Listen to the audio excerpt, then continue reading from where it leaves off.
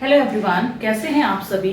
मैं सपना भदौरिया आप सभी का वेलकम करती हूं मेरे चैनल फोकस ऑन स्टडी पर। मेरी जितनी भी अभी लास्ट क्लासेस हुई हैं मैंने डेवलपमेंट टॉपिक आपको पढ़ाया है, जो कि टेट सीटेट जितने भी टीचिंग एग्जाम हैं सभी के लिए बहुत इंपॉर्टेंट है। 3 से 4 क्वेश्चंस आपके इस टॉपिक से बनते ही बनते हैं। आई होप आपने सभी जितने भी बच्चे हैं सभी ने मेरी क्लास को बहुत अच्छे से देखा होगा, और जिन्होंने मेरे चैनल को सब्सक्राइब नहीं किया है प्लीज़ सब्सक्राइब करिए, अपने फ्रेंड्स को शेयर कर दीजिए और लाइक तो ज़रूर करिए। आज हम देखेंगे कि जो भी मेरे लास्ट वीडियो हुए हैं उन वीडियो में मैंने जो आपको टॉपिक कराया है उन टॉपिक से आपको कितना कुछ समझ में आया है। मैं कुछ क्वेश्चंस आपको देती हूँ, आप उन क्वेश्चंस के आंसर करिए और आपको भी एनालिसिस हो जाएगा कि आप उन क्वेश्चंस को कर पा रहे हैं कि नहीं कर पा रहे हैं। तो मेरा पहला क्वेश्चन रहेगा,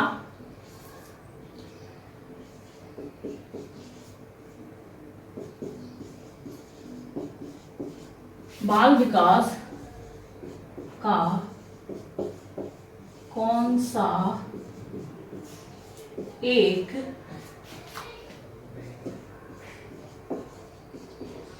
सिद्धांत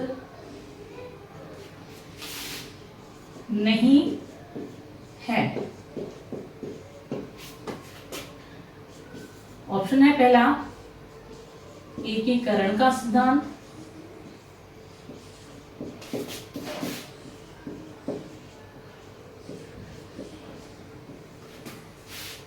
नेक्स्ट है विशिष्ट से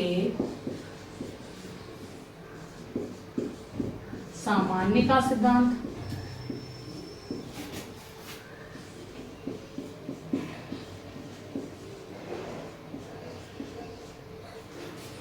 थर्ड है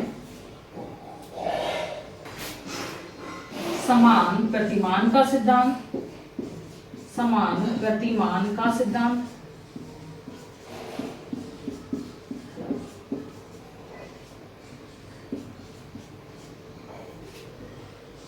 फोर्थ है व्यक्तिगत विभिन्नता का सिद्धांत।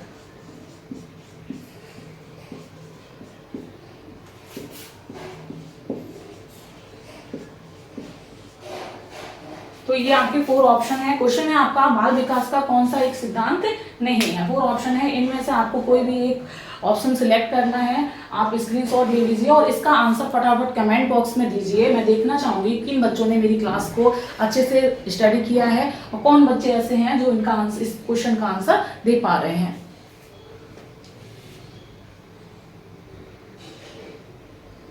ओके, तो ये आपका एक क्वेश्चन होगा। एक क्वेश्चन मैं और देती हूं आपको,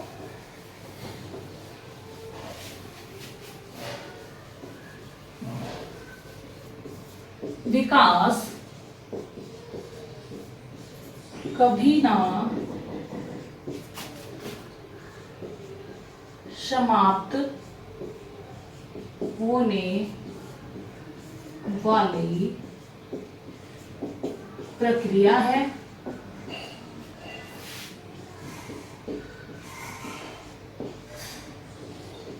यह है किससे संबंधित है।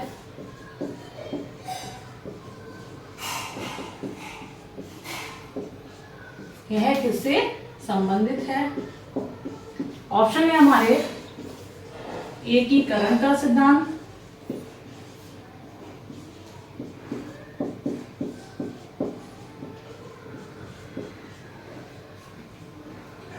नेक्स्ट है अंतः संबंध का सिद्धांत,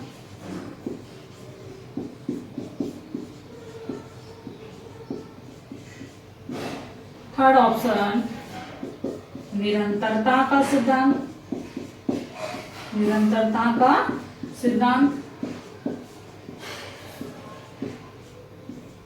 फोर्थ इज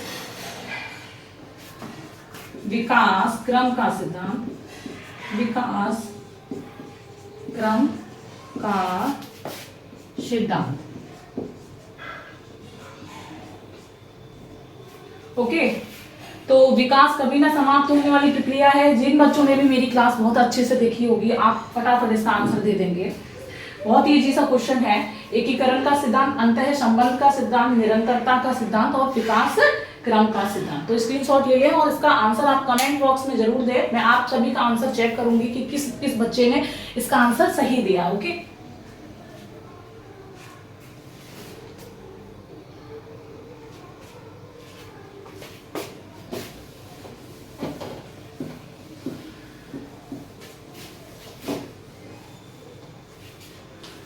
तो आपका जो विकास वाला टॉपिक था वो कंप्लीट हो चुका है। आज से मैं आपका विकास की अवस्थाएं पढ़ाऊंगी। तो विकास की अवस्थाएं पढ़ने से पहले मैं कुछ थोड़ा सा जनरल आपको बताऊंगी किसके बारे में, डेवलपमेंट, चाइल्ड डेवलपमेंट के बारे में।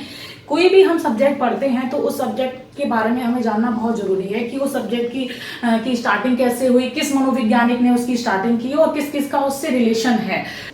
फर्स्ट पॉइंट है हमारा, तो 18वीं शताब्दी में 18वीं शताब्दी में एक मनोवैज्ञानिक हुए आपके पेस्टोलॉजी। बहुत ही इंपॉर्टेंट मनोवैज्ञानिक है आपके पेस्टोलॉजी। आप मनोविज्ञान पढ़ेंगे तो मनोविज्ञान में आपको बहुत जगह पर इनका नाम सुनने को मिलेगा। ठीक है, तो 18वीं शताब्दी में पेस्टोलॉजी जो मनोवैज्ञानिक हुए हैं, इन्होंने अपने 3.5 वर्षीय बालक पर अध्ययन किया। मतलब इस बालक, अपने 3.5 वर्षीय बालक के व्यवहार का अध्ययन किया। ठीक है, 3.5 वर्षीय बालक के व्यवहार का अध्ययन किया, के व्यवहार का अध्ययन किया चाइल्ड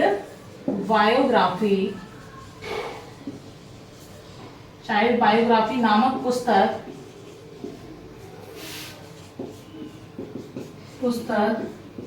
में बालक के व्यवहार को बाल मनोविज्ञान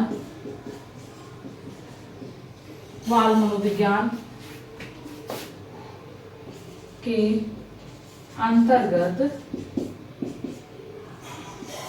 लिखा। ठीक है, तो क्या हुआ, 18वीं शताब्दी में पेस्टोलॉजी नामक मनोवैज्ञानिक हुए हैं। उन्होंने अपने 3.5 वर्षीय बालक का अध्ययन किया, उसके व्यवहार का अध्ययन किया और एक पुस्तक हुई है जो कि किसकी है, पेस्टोलॉजी की ही पुस्तक है, चाइल्ड बायोग्राफी। इस पुस्तक में उन्होंने अपने बालक के व्यवहार के बारे में लिखा और इसी पुस्तक को बाल मनोविज्ञान की सबसे पहली पुस्तक भी कहा जाता है। ठीक है, तो ये चीज आप नोट कर लेंगे।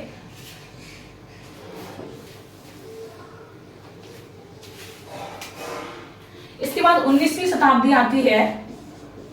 नेक्स्ट पॉइंट है आपका 19वीं शताब्दी आती है। 19वीं शताब्दी में 10 मनोवैज्ञानिक हैं। कौन हुए, 10, जिन्होंने 1869 में इन्फेंट चाइल्ड डेवलपमेंट, शॉर्ट में लिख देती हूँ, child development, infant child development नामक पुस्तक दी है, नामक पुस्तक का अध्ययन किया।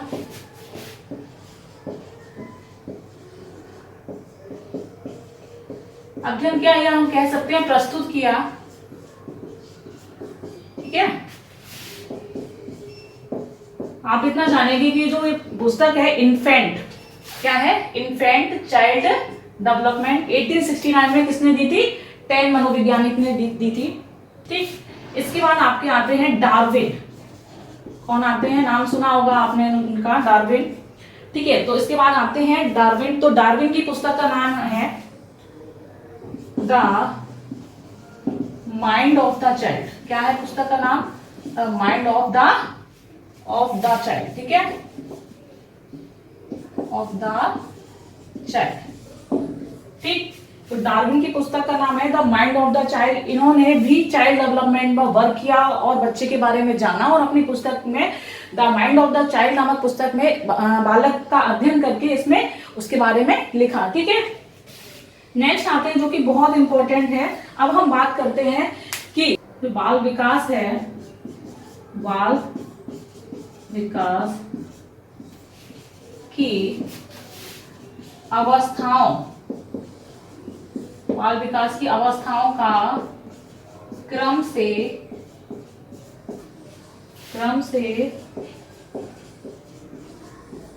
अध्ययन किया है स्टैनले हॉल। ठीक है, तो बाल विकास की जो अवस्थाएं हैं, इन अवस्थाओं का अध्ययन स्टैनले हॉल ने क्रम से किया। तो जब बाल विकास की सभी अवस्थाओं का उन्होंने अध्ययन किया है क्रम से, तो इसीलिए इन्हीं को क्या कहा जाता है, बाल विकास का और बाल मनोविज्ञान का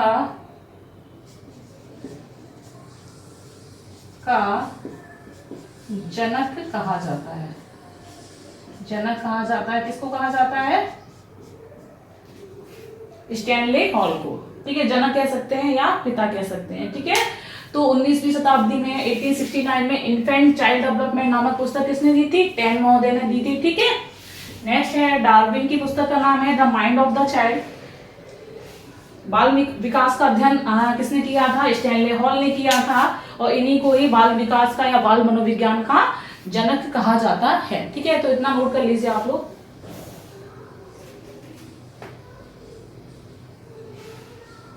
ठीक है, एक लाइन और मैं बताऊंगी आपको। बाल मनोविज्ञान का अध्ययन तो किया है किसने, स्टैनले हॉल ने, लेकिन परिभाषित किसने किया है, परिभाषित किया है वर्क महोदय ने। तो ठीक है, तो बाल मनोविज्ञान को परिभाषित किया है वर्क ने।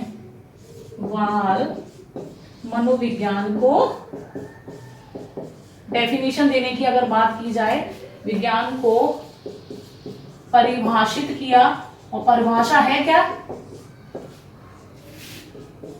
है परिभाषा, कि बाल मनोविज्ञान है क्या, तो वही बाल मनोविज्ञान है। ठीक है, तो बाल मनोविज्ञान है मतलब बालक, मनोविज्ञान मतलब बालक का विज्ञान।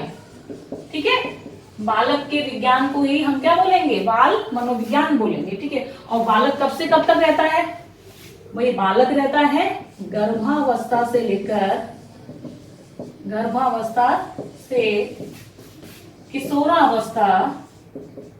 किशोरावस्था तक का अध्ययन बाल मनोविज्ञान कहलाता है। तो अब हम जानेंगे बाल विकास की अवस्थाएं। तो जानते होंगे आप सभी लोग कि पृथ्वी पर मानव शिशु का जो विकास होता है वो सबसे धीमी गति से होता है। ठीक है, प्रत्येक अवस्था में बालक की, शिशु की एक अलग ही विशेषता होती है। ठीक है, तो ये चीजें हम जानेंगे कि किस अवस्था में बालक को किस काल में विभाजित किया गया है। कि मनोवैज्ञानिक के अनुसार उनके जो काल विभाजन है वो अलग अलग है। ठीक है, तो वो चीज हम जानेंगे। बाल विकास की अवस्थाएं, बाल विकास की अवस्थाएं। ठीक है, तो प्रत्येक अवस्था की एक क्या होती है, अलग विशेषता होती है। और नॉर्मली आपके दो मनोवैज्ञानिक हुए हैं रॉस के अनुसार विभाजन। तो पहले हम पढ़ते हैं रॉस के अनुसार सेसो अवस्था,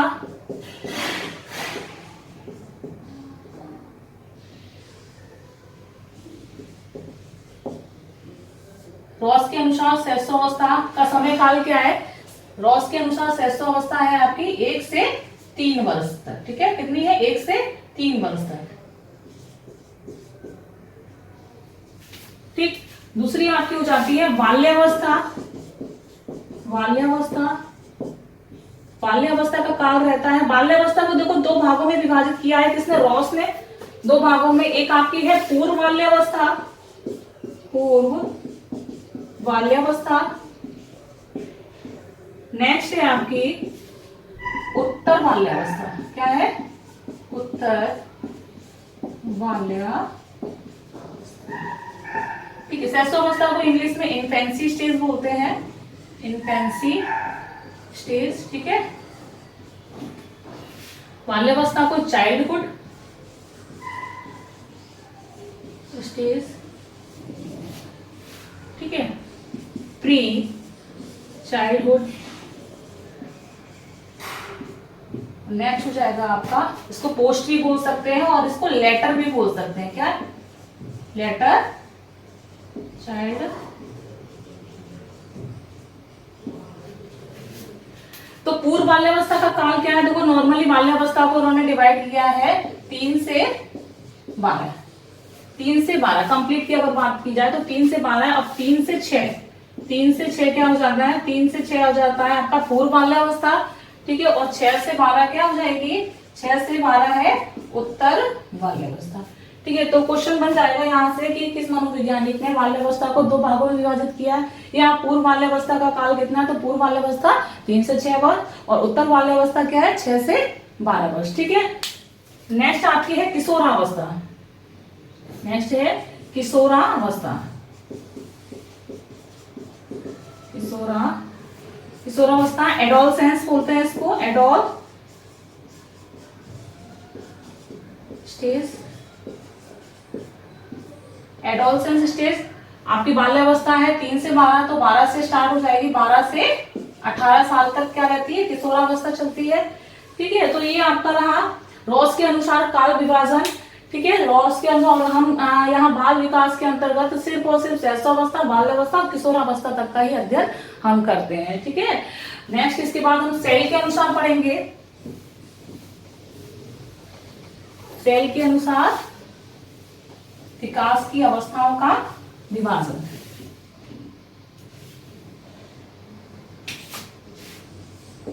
सेल के अनुसार,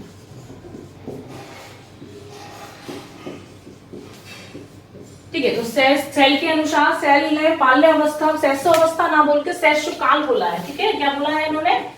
शैशवकाल। इंग्लिश आपकी यही रहेगी सेम, इन्फेंसी। हिंदी में शैशवकाल हो जाएगा। तो शैशवकाल का काल विभाजन कितना है इन्होंने दिया है? 1 से 5 वर्ष। 1 से 5 वर्ष क्या है आपका? शैशवकाल है। दूसरा आपका हो जाएगा बाल्यकाल। बाल्यकाल चाइल्डहुड,